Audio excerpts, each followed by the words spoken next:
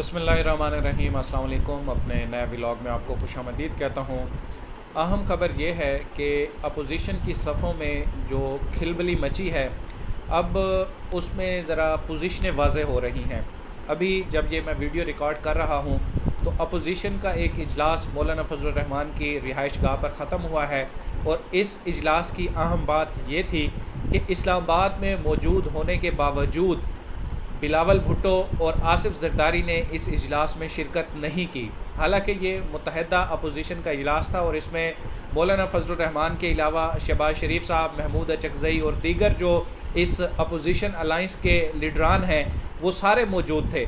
लेकिन आसिफ जरदारी और बिलावल भुट्टो जो है वो इस इजलास में शरीक नहीं हुए।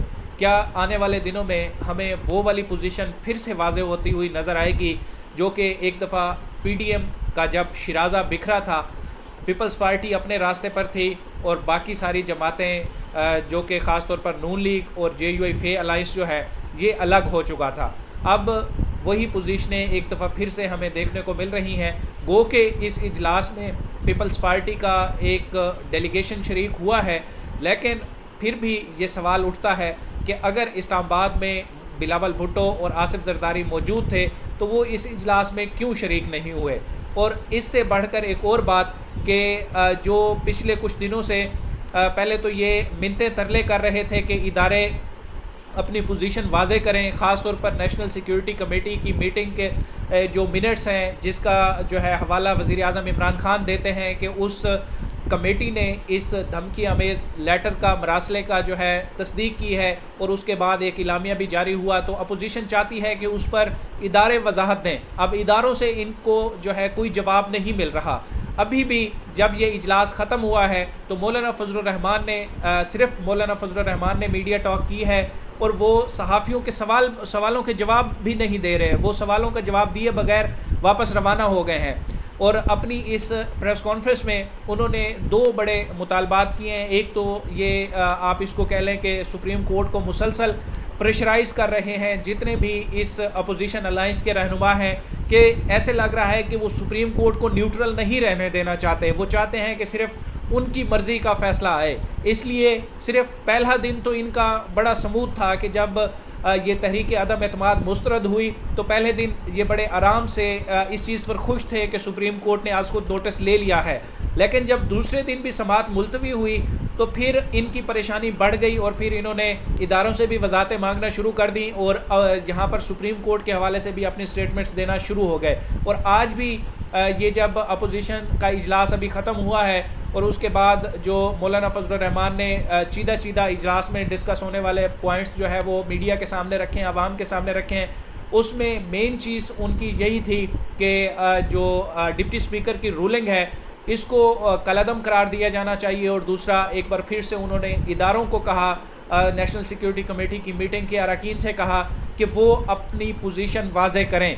अब इसमें ये क्या चाह रहे हैं कि जो एक स्टेट का एक स्ट्रक्चर होता है वो उसमें कोई अलहदगी चाह रहे हैं। पहले ये चाह रहे थे कि इदारे न्यूट्रल रहें, वो सियासी मामलात में मुदाखलत ना करें, और अब बार बार ये उनको आवाज़ें दे रहे हैं, उनको बुला रहे हैं कि आप आएँ और आप हमें जो है वो वफ़ादारी के सर्टिफिकेट दें, क्योंकि इमरान खान ने तो एक ऐसा काम कर दिया है कि जिसके बाद हम पर गद्दारी का लेबल लग जाएगा और तारीख़ में हम इसी साइड पर खड़े होंगे कि जब भी ये एक बात सामने आएगी कि वज़ीर आज़म इमरान खान को हटाने के लिए जो तहरीक अदम एतमाद पेश की गई थी वो उसको एक डिप्टी स्पीकर की रूलिंग से जो है वो मुस्तरद किया गया था, और वो रूलिंग की वजह ये थी कि उसके पीछे कोई बैरूनी साजिश थी। तो अब ये तारीख़ के अवराक में अपने आप को क्लियर कराने के लिए इधर उधर आवाज़ें लगा रहे हैं, और अब साथ साथ इन्होंने धमकी भी दी है कि हम अवाम में जाएंगे, चौकों में जाएंगे, चौराहों में जाएंगे।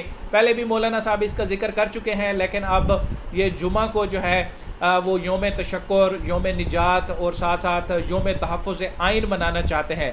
और एक दफ़ा फिर से मौलाना साहब जो है वो मज़हब को भी इस साइड पे इन्वॉल्व कर रहे हैं और अपनी मस्जिदों के जो इमाम हैं, ख़तीब हैं, उनको कह रहे हैं कि वो अवाम में जो है वो शऊर व बेदारी जो है वो लोगों में शऊर और आगाही पैदा करने में अपना किरदार अदा करें। हालांकि ये काम तो स्टेट का होता है। स्टेट ने जब आप सबको कहा कि एक सरकारी खुतबा जारी होगा और फिर वो पूरे मुल्क की मस्जिदों में जो है वो ख़तीब जुमे के रोज़ उसको बयान करेंगे, ताकि एक स्टेट नैरेटिव जो है वो बिल्ड हो और कौम में यगानगत और इत्तेहाद पैदा हो। उस पर तो ये कोई जो है इन्होंने अमल नहीं कराया और हर किस ने अपना अपना जो है वो अलग अलग मसलक मकतबा फ़िक्र जो है उसको रखा। और अब जब अपना इनकी मसला हुआ है, बारी आई है, तो अब ये मस्जिदों के बच्चों को, मदरसों के इमामों को, उनको जो है इस सारी जो है वो सिचुएशन में इन्वॉल्व करना चाह रहे हैं। बहरहाल अपोजिशन इस वक्त बहुत ज़्यादा दबाव का शिकार है और चूँकि ना तो इनको मरकज़ में वो सारी चीज़ें मिली हैं जो ये एक्सपेक्ट कर रहे थे कि कोई वज़ीर आज़म बन जाएगा, कोई सदर बन जाएगा और कोई फ़ॉरेन ऑफिस में जाने के ख्वाब देख रहा था। इसी तरह से पंजाब में भी जो इनका मामला था वो अभी तक वहीं का वहीं है। आज फ्लैटिस होटल लाहौर में हमज़ा शहबाज जो है वो अपने ही अरकान को बुलाकर वहाँ पर एक रस्मी इजलास में वो वज़ीर आला मुंतखब हुए हैं और फिर हमने देखा कि मरीम नवाज़ और हमज़ा शहबाज गले लगकर एक दूसरे को मुबारकबादें भी देते हुए नज़र आए। लेकिन उस चीज़ की वैल्यू क्या है? पहले यहाँ पर इन्होंने कौमी असम्बली में बैठ के एक तमाशा लगाया कि जब इजलास बर्खास्त हो चुका था उसके बाद जो है स्पीकर असद कैसर बन गए और फिर इनके बाकी अरकान वहाँ पर बैठ कर यहाँ पर उन्होंने जो है वो शहबाज शरीफ साहब को वज़ीर आज़म मुंतखब कराया था। ऐसे ही फ्लैटीज़ में जो है अब हमज़ा शहबाज को वज़ीर आला मुंतखब कराया गया है। मुझे इमरान खान साहब की वो बात बार बार जहन में आ रही है कि अब मैं जो करने वाला हूँ इसको कौम इंजॉय करेगी, और वाकई ऐसे सीन्स हमें नज़र आ रहे हैं कि कौम इंजॉय कर रही है। पहले इनकी बारी थी जब ये अपने नंबर पूरे करने के चक्कर में सिंध हाउस में इन्होंने मंडी लगाई और लोगों को इधर उधर से घेर कर इनको अपने नंबर्स पूरे होने का जोम था। लेकिन अब जब दूसरी तरफ बारी पलटी है, बाजी पलटी है, तो फिर अब ये आइन को खिलवाड़ हो गया है, आइन को जो है वो पाश पाश कर दिया गया है। तब इनको याद नहीं आया कि जब ये एक सिटिंग गवर्नमेंट को टॉपल करने के लिए उसके बंदे तोड़ तोड़ कर उनको मुख्तलिफ चले, मैं नहीं कहता कि पैसों के हवाले से रिश्वत दी गई या नहीं दी गई क्योंकि उसके वाज़ेह शवाहिद अभी तक सामने नहीं आ रहे, लेकिन कुछ लोग ऐसे हैं जिनको पैसों का कहा गया और वो फिर ऑन रिकॉर्ड हैं, वो कह रहे हैं कि हमें पैसों की ऑफ़र की गई थी लेकिन हमने ये ऑफ़र ठुकराई है। और इसके बाद राजा रियाज़ का ऑन रिकॉर्ड है कि मैं नून लीग का टिकट लूँगा। अगर आपने पैसे नहीं लिए तो रिश्वत की एक दूसरी किस्म भी है कि आप टिकट की ऑफ़र जो है वो कबूल करके आपने लोगों की वफ़ादारियाँ जो है वो ख़रीदी हैं। तो इस तरह की चीज़ें उस वक्त इनको कोई आइन नज़र नहीं आ रहा था, कोई आइन की पामाली नहीं हो रही थी, बल्कि वो सब जो है वो जमहूरी था। और बदकिस्मती ये है कि हमारे मीडिया के कुछ सीनियर्स वो भी सारे इस धंधे में मुलव्वस हमें नज़र आ रहे हैं, क्योंकि उस वक्त इस सारी चीज़ को वो जमहूरी कह रहे थे कि अगर 10 बंदे टूट के या तोड़ के उनको लालच देकर, रिश्वत देकर दूसरी साइड पे कर दिया गया है तो इट्स ओके।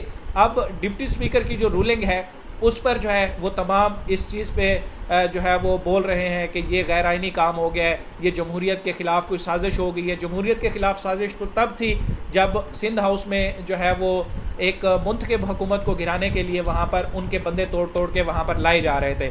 लेट्स सी कि आने वाले दिनों में हमें अपोजिशन का जो अग्रेशन है वो किस हद तक जाता हुआ नज़र आता है, और ख़ास तौर पर सुप्रीम कोर्ट का जो फ़ैसला आएगा वो इस हवाले से चीज़ें मज़ीद क्लियर करेगा।